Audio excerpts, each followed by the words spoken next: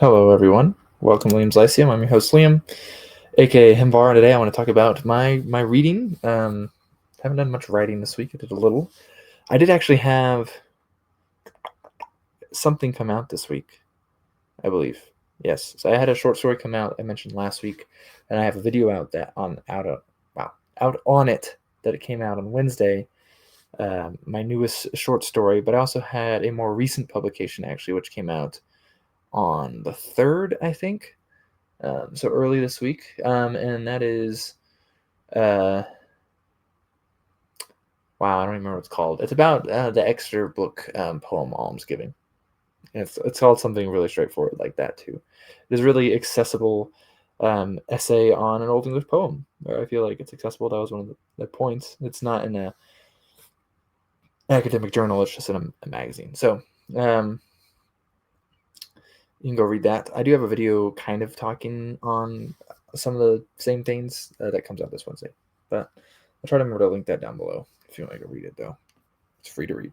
So, but this week I did finish 4 books, as is normal. I first finished The Sleeping God by Violet Milan. I only have one of these books actually on hand right now, but I need to keep better track of my books.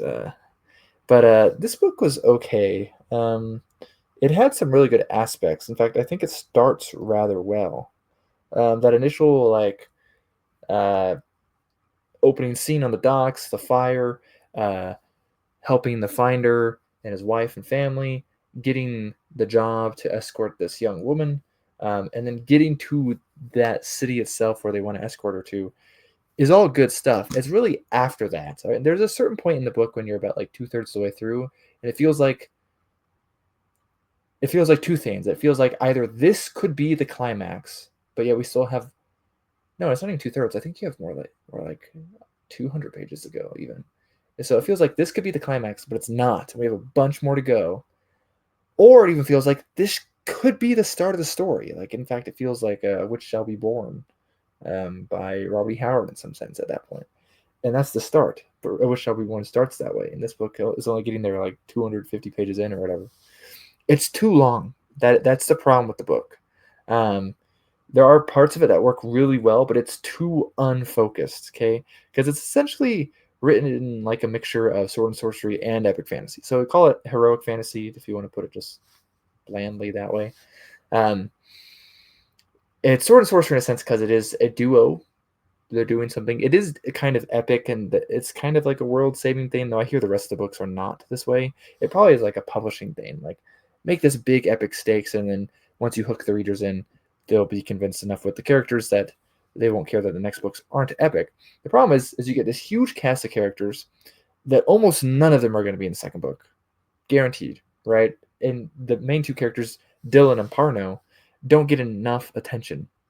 Also, they're supposed to be equals, but Dylan is definitely more of the main character than Parno, which is not a big deal because sometimes when you read like Fafhrd and the Grey Mouser, Mouser does definitely come out a little bit more important than Fafhrd sometimes, but that's more of like a narration side of things, not really so much in the story side of things. And but here, Dylan, they're equals in a lot of ways, but Dylan is actually the senior, and she's just slightly better than Parno, and the story is more tied to her backstory and like things about her characteristics than I would say Parno's is. Though his does come into play as well. And so it's too much.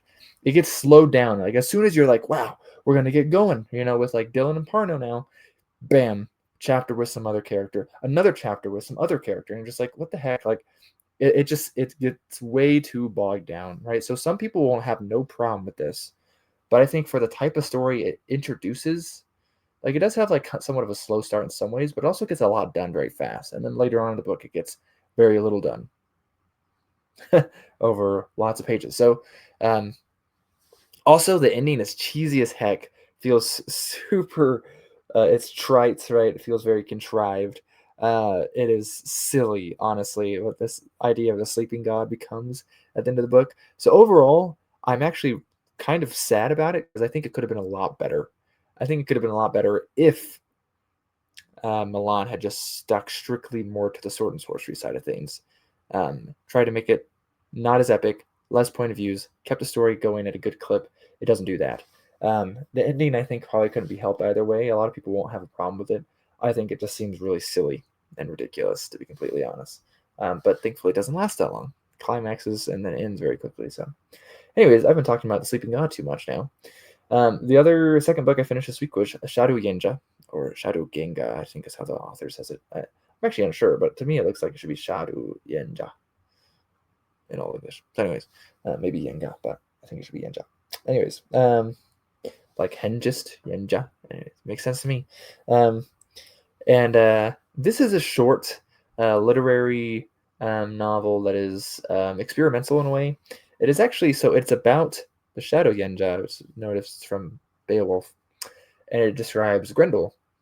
This book is about Grendel as if he did not die in Beowulf. Essentially, it actually works backward in time. I don't think that's really a spoiler. It starts in like the year 2000 or 2001, and then it goes backward in time all the way back to like right after the event of the arm getting ripped off in Beowulf, like while the story of Beowulf is still going on. And then the last chapter is actually in like 2025. And I think it works rather well. It's not like a favorite. I think it leans too much into like the like. In fact, I even think this mentioned in the preface or the introduction or something like that. That it leans too much into the like. Actually, I had thoughts with this. T mentioned it in his October wrap up. I had very similar thoughts with T. Is that when you read Frankenstein, who is the bad guy in Frankenstein? I would say it's both Frankenstein and Frankenstein's monster. We often have this idea that Frankenstein's monster is misunderstood and that Frankenstein's the real bad guy. Frankenstein makes mistakes, but he's actually much more pitiable than Frankenstein's monster, who, sure, you can pity a little bit, but is actually very much a monster, right? And so it's interesting, I guess you could say, that you could pity something that's so obviously a monster, but it's still very much a monster. Don't let any contemporary critic tell you otherwise. Frankenstein monster is a bad guy. He murders people deliberately over and over and over again. So, and Grendel is the same way. And so this is the same reason I didn't connect that much with John Gardner's Grendel, but obviously Atkinson is taking from that as inspiration, at least. And it works. It works okay, right? So getting over the fact that it's silly, I think, to try to connect with the villain in some ways. I feel like that is not a new thing at this point. I think it's been overdone. Grindel's not a good guy, but it was interesting how it works to the point where eventually, more so in that more before last chapter, the penultimate chapter, that it actually did get something from me. I actually did feel for Grendel a little bit. So in that ways, it was kind of successful. It doesn't really humanize him either. At the same time, sure, a little bit, but at the same time, Grendel really doesn't feel human throughout the book. And so it's interesting. It also has a lot of Old English in it. I could read most of it pretty well. There is a glossary at the back, though, if you can't, which translates like pretty much everything. Actually, it's only really the big paragraphs are a little difficult. There's like little single words or maybe a sentence or whatever, and it's often repeated. Right? I'll say this calm, right? Like it's often repeated into modern English, and so the author does it in a way that is really accessible. Now, I did notice a couple things that, again, I wasn't super enthralled with the book, but it's short. I like it. I like experimental things. I think, and this is experimenting with some really cool things. And I mean, the editing is not like I didn't read it as like a proofreader, but there was I think at least two things I can think of that were not correct in the editing. That a proofreader didn't catch or editor didn't catch or whatever. But they're not important. They're not like most readers aren't even going to see them and hold up. It is literally like a homophones essentially, right? Like a word that should have been another word or whatever, right? But sounds exactly the same. So it won't stop most readers at all. But I do definitely look forward to more from Atkinson. I think Atkinson might have more to write that I would enjoy. So anyways, that's the first two books. I'm taking forever. The Magic of Recluse by Modesett Jr. Anyways, this one, it's kind of middle of the road for me. I enjoyed it to a degree. I enjoyed the second half of it much more than the first half. The first half, the main character is petulant. He's annoying. He gets in silly stuff, and he also has like this little like training thing that I just really didn't care for. And most of his like people he interacts with at the beginning are girls his age, which is interesting. And they're also mostly annoying actually. And so But the second half of it, once he gets to the Justin, is that the character's name, part, and then the other parts after that, to the end of the book, much more enjoyable, actually. Now, what's interesting about this one is that it's the first Recluse book, but it is actually, like, I think of the 20-something Recluse books, it is like the before last chronologically. There's a sequel to this one, and the sequel to this one is the last Recluse book, like, in the chronology. All the other ones take place before it. So I did enjoy it. It is interesting also, the world building itself has, like, there's like steam engines and like firearms and stuff, which I wasn't expecting. So it has some interesting aspects to it. Not a favorite, but I could see myself reading more eventually in Recluse. I don't have many thoughts right now for it. The last book I finished was, I do have this one over here, again from my library, The Fox by Sherwood Smith. I read this one a lot faster. I read this thing the whole week, or this whole week, because I finished into last week. I hadn't even started The Fox, and I finished this whole thing this week, and it is longer than Inda. Inda, the Massmaker paperback, is a little over 600 pages. This is closer to 800 pages. It's like 770 pages or something. So, I enjoyed it more. The first half is really, really good. A ton happens in the first half. The second half is not as good. There's still my complaints about the sex stuff, even with the magic and like the idea of consent explained in the world, and I get that.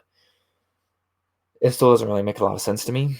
Like that everyone in the whole world would have the same idea, that does not fly. I don't think it makes sense, to be honest. But the book itself is much more enjoyable. Another complaint I'll have is that Inda is so insulated and remains in the dark about things that happened literally years and years ago. It's just crazy to me. He finds out something barely at the very end of the book. Just one thing, not even any details about it, just one tiny thing. I was like, wow, that took forever. But I did enjoy this book a lot more. It has a lot more going on. And I think the character stuff works a lot better. The world building works a lot better. The interactions, the intensity, I guess, of like some of the plots works a lot better. In particular, where the first part of the book climaxes, works really well. I was very glued to the page at times. So yeah, I think this book is considerably better than Inda is. Still not perfect, but The Fox, I did very much enjoy it. I read it very fast too. So, all right, my voice is giving out on me. So I'll hurry this up. I pretty much didn't read any more Lies Weeping this week, which is unfortunate because it came out this week. But I'll get to that soon, hopefully. I still haven't gotten back to Pillars of the Earth because I want to finish Lies Weeping first. And then I did start reading a little bit of Isidore of Seville's Etymologies. I'm on the first section still, grammar, but I'm enjoying it, actually. A lot of it is stuff I know, but surprisingly, a lot of it is stuff I don't know. And I mean, not surprisingly, I guess, but very interesting, actually, and informative, and I am enjoying it. 7th century, early 7th century text, very, very popular medieval scholarly work. About 1,000 manuscripts survive of it, so very, very, very, very popular. Not so popular these days, but I'm looking forward to getting more into it. I've also read some other academic works, but I won't bore you with those right now. So hopefully I'll have some more videos coming out that are good and worthwhile. Let me know you've been reading. I'll leave. I'll catch you next time.